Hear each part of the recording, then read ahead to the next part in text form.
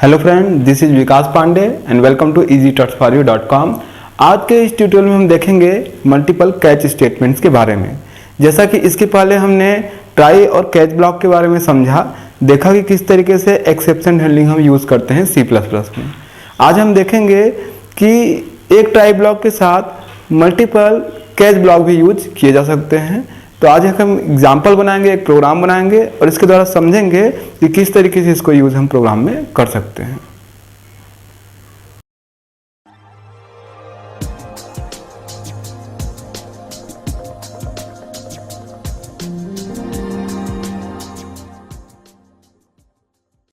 तो स्टार्ट करते हैं। सबसे पहले हमने देखा था कि जब हम एक्सेप्शन वाली जो स्टेटमेंट्स होते हैं, लाइंस होती हैं, उनको हम ट्राई ब्लॉक के अंदर लिखते हैं और एक्सेप्शन थ्रो होता है तो उसके जस्ट बाद कैच ब्लॉक होता है। ऐसा कंडीशन हमारे प्रोग्राम में हो सकता है जहां पर एक एक्सेप्शन को थ्रो करने के लिए मोर देन वन कंडीशन हमारे पास हो। सपोज हमारे पास ट्राई ब्लॉक है और यहाँ पर इफ कोई वैल्यू हम नंबर है उसको चेक कर रहे हैं, नंबर इज ग्रेटर देन 0, तो यहाँ से हम अलग टाइप का एक्सेप्शन थ्रो कर रहे हैं। मान लीजिए कोई वेरिएबल हमारे पास इंटीजर टाइप का है, नंबर, उसको थ्रो कर रहे हैं।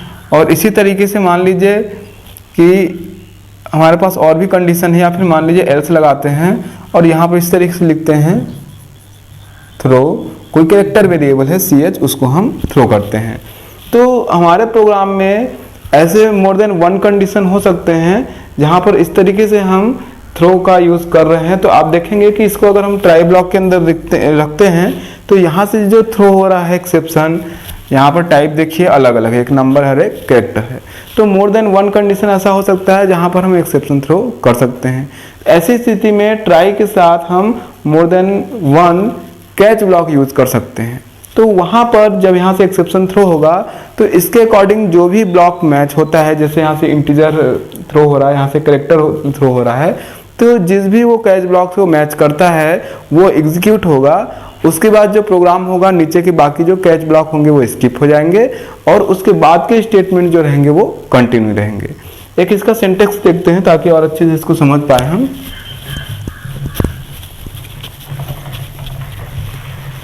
इसका सिंटेक्स कुछ इस तरीके से होगा। ट्राई, यहाँ पर वो स्टेटमेंट्स होंगे जो इसके अंदर लिखे होंगे और फिर इस तरीके से हम मल्टीपल कैच स्टेटमेंट्स यहाँ पे यूज कर सकते हैं। कैच टाइप 1 आर्गुमेंट और यहाँ पर कैच ब्लॉक हो गया, ये catch block 1।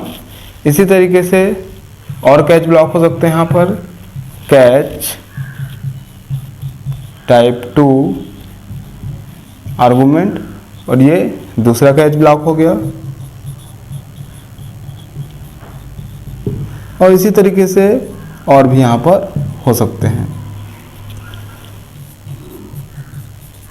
Catch type n और ये आर्गुमेंट होगा और यहाँ पर कैच ब्लॉक n। तो यहाँ पर आप समझेंगे कि जो ट्राई ब्लॉक है इसके अंदर अगर मोर देन वन कंडीशन है थ्रो करने के लिए एक्सेप्शन को, तो यहाँ पर एक से अधिक हम कैच ब्लॉक इस तरीके से यूज कर सकते हैं। अब जैसा कि हमने इसके पहले के एग्जाम्पल में देखा था, यहाँ मान लीजिए कि दो टाइप के एक्सेप्शन थ्रो हो रहे हैं, जिसमें एक एक्सेप्शन जो थ्रो हो रहा है यहाँ पर, एक का टाइप हमने इंटीजर है रखा है और एक का कैरेक्टर। अब यहाँ पर जो टाइप लिखा हुआ है टाइप 1, टाइप 2, ये अलग अलग टाइप हो सकते हैं। जैसे सपोज फर्स्ट इंटीजर है और सेकेंड यहाँ पर कैरेक्टर है। अब जब ऊपर से एक्सेप्शन थ्रो होगा अकॉर्डिंग टू कंडीशन, तो यहाँ पर जो कैच ब्लॉक है उससे वो टाइप जो है वो मैच किया जाएगा और इस लिस्ट में फर्स्ट जो भी ब्लॉक से उसका टाइप मैच होता है वो एग्जीक्यूट होगा। सपोज यहाँ से इंटीजर थ्रो होता है तो यहाँ पर कैच ब्लॉक फर्स्ट है जिससे मैच करता है, तो ये इसका ब्लॉक एग्जीक्यूट होगा। बाकी के जितने भी नीचे के ब्लॉक है वो स्किप हो जाएंगे। इसी तरीके से अगर करेक्टर थ्रो होता है तो ये मैच करेगा, तो फर्स्ट यहाँ पर मैच होगा ये सेकेंड वाला कैच ब्लॉक, तो इसके अंदर लिखा गया स्टेटमेंट्स वो एग्जीक्यूट होगा, इसके नीचे के जो कैच ब्लॉक है वो यहाँ पर स्किप हो जाएंगे।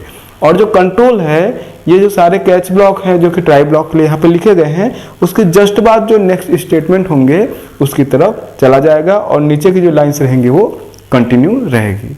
तो इसको और अच्छे से समझने के लिए हम एक छोटा सा प्रोग्राम बनाएंगे जिससे हम देखेंगे कि किस तरीके से मल्टीपल कैच स्टेटमेंट्स हम यहाँ पर यूज़ कर सकते हैं। तो जैसा मैंने एग्जांपल अभी आपको बताया, बिल्कुल वैसा ही एक प्रोग्राम बनाएंगे जहाँ पर हम एक फंक्शन बनाएंगे और यूज़र द्वारा एंटर किए गए नंबर के अकॉर्डिंग हम वहाँ पर एक्सेप्शन थ्रो करेंगे। तो कंटिन्यू करते हैं, एक छोटा सा प्रोग्राम बनाते हैं इसको और अच्छे से समझने के लिए। प्रोग्राम बनाना स्टार्ट करते हैं। सबसे पहले हम हेडर फाइल से स्टार्ट करेंगे। जैसा कि मैंने आपको बताया था एग्जांपल में, हम यहाँ पर एक फंक्शन बनाएंगे। हेडर फाइल से स्टार्ट करते हैं, has include iostream dot H, और इसी तरीके से हैज इंक्लूड फोनियो डॉट एच। अब यहाँ पर मैं एक फंक्शन बनाऊंगा जिसका नाम यहाँ पे रखने वाला हूँ मैं टेस्ट। यहाँ पर एक इंटीजर आर्गुमेंट लेंगे। सबसे पहले फंक्शन में यहाँ पे लिख देता हूँ वाइड टेस्ट, और एक इंटीजर आर्गुमेंट यहाँ पे मैं ले रहा हूँ इंट एक्स। यहाँ पर हम कंडीशन लगाएंगे जिस कंडीशन के बेसिस पे हम यहाँ पर अलग अलग एक्सेप्शन यहाँ पर हम थ्रो करेंगे। तो सबसे पहले इसको हम रखेंगे ट्राई ब्लॉक के अंदर, क्योंकि हम यहाँ पे थ्रो स्टेटमेंट यूज़ करने वाले हैं। ट्राई सिंपल कंडीशन का यूज़ करेंगे। इफ़ यहाँ पर जो आर्गुमेंट x जो कि इंटीजर है, अगर इसकी वैल्यू 0 से बड़ी होती है, if x is greater than 0, then यहाँ पर एक्सेप्शन जो थ्रो होगा, जो हम थ्रो स्टेटमेंट यूज़ करेंगे वो इस तरीके से थ्रो, और यहाँ पे थ्रो करेंगे x की वैल्यू जो कि इंटीजर है। आगे बढ़ते हैं। एल्स अदरवाइज अगर इसकी वैल्यू 0 से कम होती है तो हम यहाँ पर थ्रो करेंगे, सिंगल कोट में मैं लिख रहा हूँ x, तो ये एक कैरेक्टर है। तो इस तरीके से x की वैल्यू जो कि यहाँ पे आर्गुमेंट है, अगर 0 से बड़ी होती है तो इंटीजर यहाँ पे थ्रो होगा x की वैल्यू, अदरवाइज यहाँ पर एक कैरेक्टर थ्रो होगा जो कि x है। तो इस तरीके से ये हमारा ट्राई ब्लॉक पूरा हुआ। ट्राई ब्लॉक के अंदर ये है और इसको यहाँ पर मैं यहाँ पर क्लोज करता हूँ। अब इसके जस्ट बाद हमको कैच ब्लॉक लिखना है, जो कि ट्राई ब्लॉक से यहाँ पर जब थ्रो होगा या तो इंटीजर या तो फिर यहाँ पर कैरेक्टर थ्रो होगा, तो उसको हैंडल करने के लिए हमारे पास कैच ब्लॉक होना चाहिए। तो यहाँ पर एक से अधिक कैच ब्लॉक की जरूरत पड़ेगी, क्योंकि कंडीशन के आधार पे इनमें से कोई सा भी या तो x की वैल्यू या तो कैरेक्टर x यहाँ से थ्रो हो सकता है। तो प्रोग्राम यहाँ पे कंटिन्यू करेंगे। अभी ये जो मैंने बनाया हुआ है यहाँ पर फंक्शन, ये ओपन है, अभी क्लोज नहीं हुआ है, सारा स्टेटमेंट इसके अंदर होगा। तो कंटिन्यू है प्रोग्राम। इसके बाद हम कैच स्टेटमेंट यूज़ करेंगे।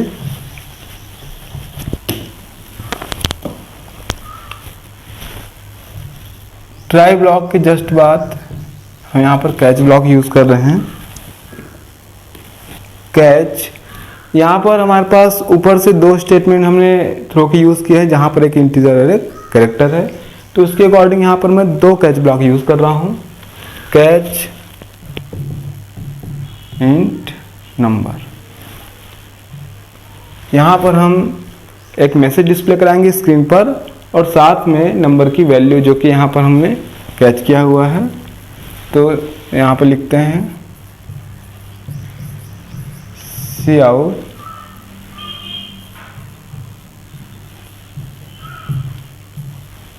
काट a character, sorry integer value है,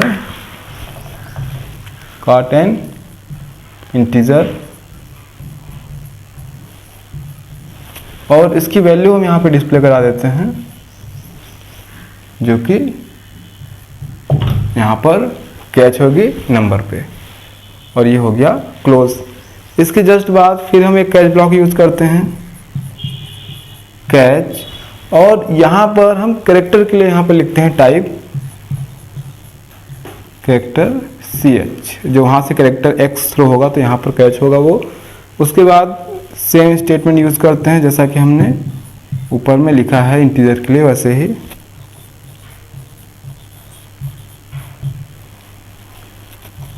कैरेक्टर, और यहाँ पर उसको डिस्प्ले भी करा देते हैं CH। और इस तरीके से ट्राई ब्लॉक के लिए हमारे पास यहाँ पर मल्टीपल कैच ब्लॉक है। अब सबसे लास्ट में ये जो फंक्शन हमने ओपन किया था जिसका नाम टेस्ट है, यहाँ पर हमने क्लोज कर दिया। तो इस तरीके से ये जो फंक्शन आप देख रहे हैं जिसका नाम टेस्ट है, जब हम इसको मेन में कॉल करेंगे, मेन फंक्शन में, तो वहाँ पर एक आर्गुमेंट सप्लाई करेंगे। अगर आर्गुमेंट 0 से बड़ा होता है तो वहाँ पर वो वैल्यू थ्रो करेगा उस आर्गुमेंट की, उस वैल्यू, उस वेरिएबल की। जैसे कि हमने यहाँ पर पास किया 5, 6, 7, तो वहाँ पर हमने जो फॉर्मल आर्गुमेंट x लिया हुआ है वहाँ पर वो कॉपी होगा। और कंडीशन जब उसको चेक करेगा तो चूंकि उसकी वैल्यू 0 से बड़ी है तो वहाँ पर वो इंटीजर की वैल्यू थ्रो होगी।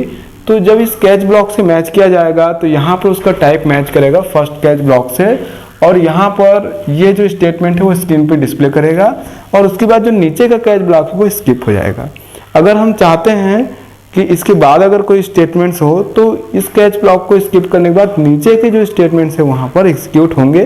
तो उसको चेक करने के लिए हम चाहें तो नीचे एक स्टेटमेंट और लिख सकते हैं ताकि हमको पता लगे कि कंट्रोल जो होता है, जो जिस कैच ब्लॉक से वो मैच करता है वो एग्जीक्यूट करने के बाद बाकी के जो कैच ब्लॉक है नीचे वो स्किप हो जाते हैं और आगे के स्टेटमेंट जो होते हैं वो कंटिन्यू रहते हैं।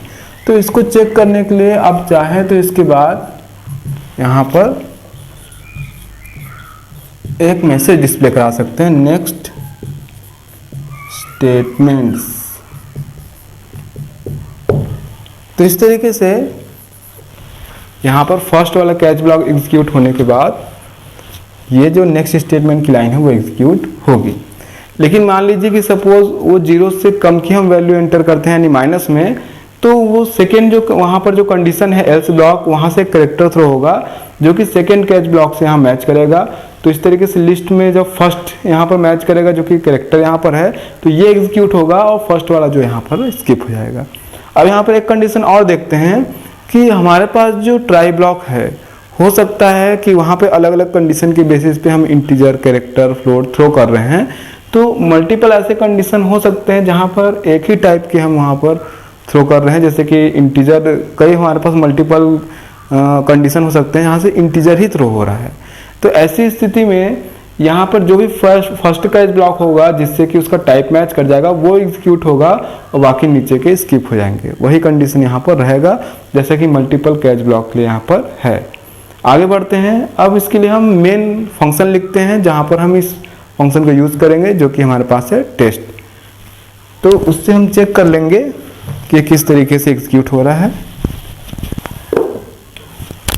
कंटिन्यू है अभी प्रोग्राम। अब मेन फंक्शन लिख रहे हैं हम जहाँ पर हम फंक्शन को यूज़ करेंगे इंट मेन।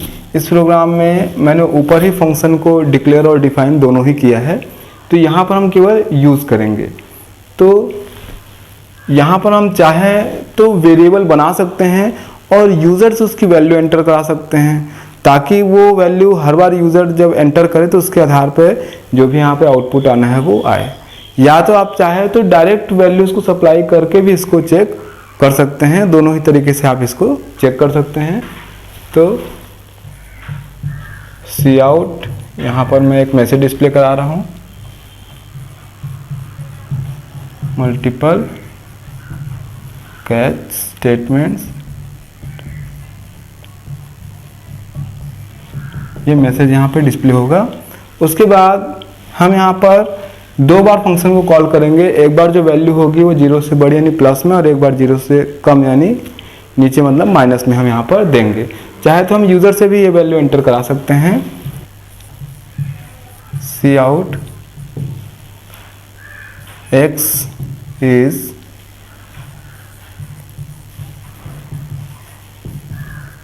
ग्रेटर देन 0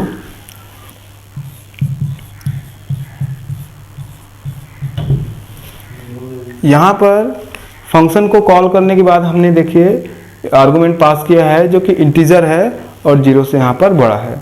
तो यहाँ पर जो कंडीशन है उसकी बेसिस पे इंटीजर थ्रो होगा और जो कैच स्टेटमेंट्स है वहाँ इंटीजर के लिए हमने लिखा हुआ है वहाँ पर एग्जीक्यूट होगा। आगे बढ़ते हैं,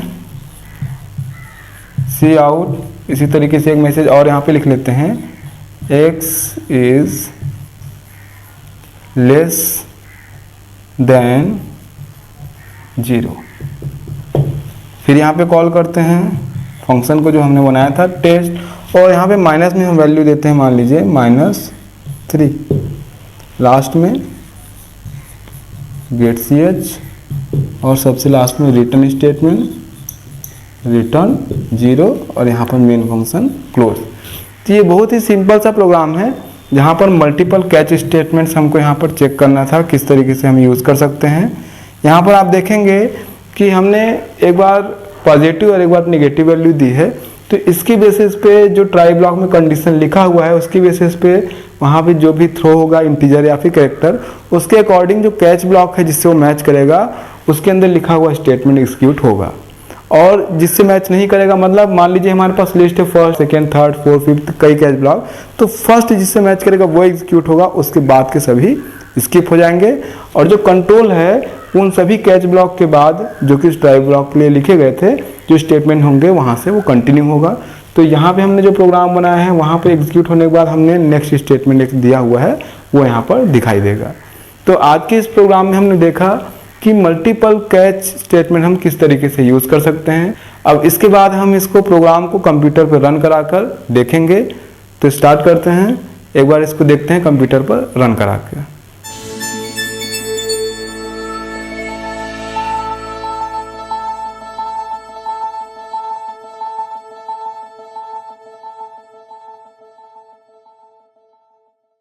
सबसे पहले हम यहाँ पर हेडर फाइल यूज़ करेंगे जैसा कि हम प्रोग्राम में करते हैं, हैज़ इंक्लूड iostream.h और conio.h।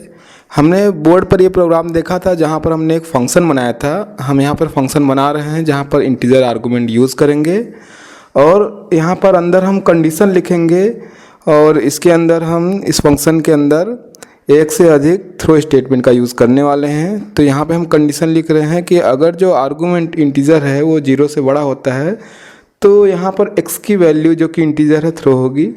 अदरवाइज एल्स पार्ट में हम यहाँ पे लिख रहे हैं कि ये एक कैरेक्टर थ्रो करेगा जो कि है x। तो इस तरीके से कंडीशन की बेसिस पे यहाँ पर थ्रो स्टेटमेंट वर्क करेगा।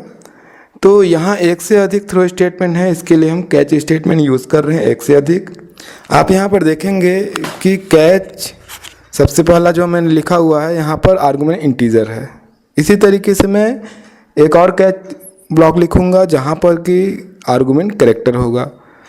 तो ऊपर से जो थ्रो स्टेटमेंट वर्क करेगा उसके बेसिस पे जिस कैच ब्लॉक के आर्गुमेंट से मैच होता है उसके अंदर लिखा गया स्टेटमेंट एग्जीक्यूट होगा। बाकी के जो कैच ब्लॉक होंगे वो स्किप हो जाएंगे। आगे बढ़ते हैं, मेन फंक्शन के अंदर हम इस फंक्शन को जो हमने बनाया है अभी, इस फंक्शन को कॉल करके देखेंगे और अलग अलग आर्गुमेंट पास करेंगे। तो यहाँ पर मैसेज दे रहा हूँ सबसे पहले, उसके बाद एक और मैसेज देंगे कि x इज़ ग्रेटर देन 0। उसके बाद मैं फंक्शन को कॉल करूँगा और यहाँ पर आर्गुमेंट दूंगा। तो सबसे पहले मैं जो फंक्शन को कॉल कर रहा हूँ टेस्ट को, तो यहाँ पर एक आर्गुमेंट दे रहा हूँ जो कि 0 से बड़ा है, 10 पॉजिटिव है। तो पॉजिटिव ये आर्गुमेंट देने के बाद फिर मैं इसी तरीके से मैसेज डिस्प्ले कर रहा हूँ जैसा मैंने ग्रेटर देन 0 किया था वैसे ही लेस देन 0। और यहाँ पर एक निगेटिव आर्गुमेंट दे रहा हूँ यहाँ पर मैं माइनस के साथ। अब इसका एग्जीक्यूशन देखेंगे।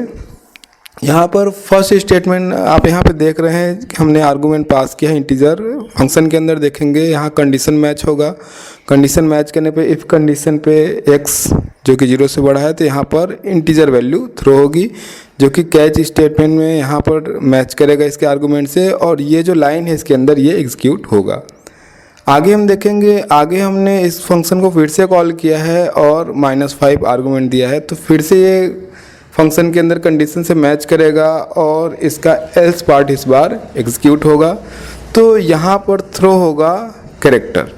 फिर नीचे जो कैच यहाँ पर हमारे पास स्टेटमेंट है उनमें से इस कैच ब्लॉक के आर्गुमेंट से मैच करेगा और इसके अंदर लिखा गया जो लाइन है वो यहाँ पर एग्जीक्यूट होगा। तो अब इस प्रोग्राम को हम सेव करते हैं। मैं इस प्रोग्राम को test.cpp के नाम से सेव कर रहा हूँ। आगे बढ़ते हैं। सेव करने के बाद इसको अब मैं कंपाइल करूँगा और फिर रन कराऊँगा। आउटपुट आप जैसा कि देख पा रहे हैं कि यहाँ पर अलग अलग आउटपुट आया हुआ है।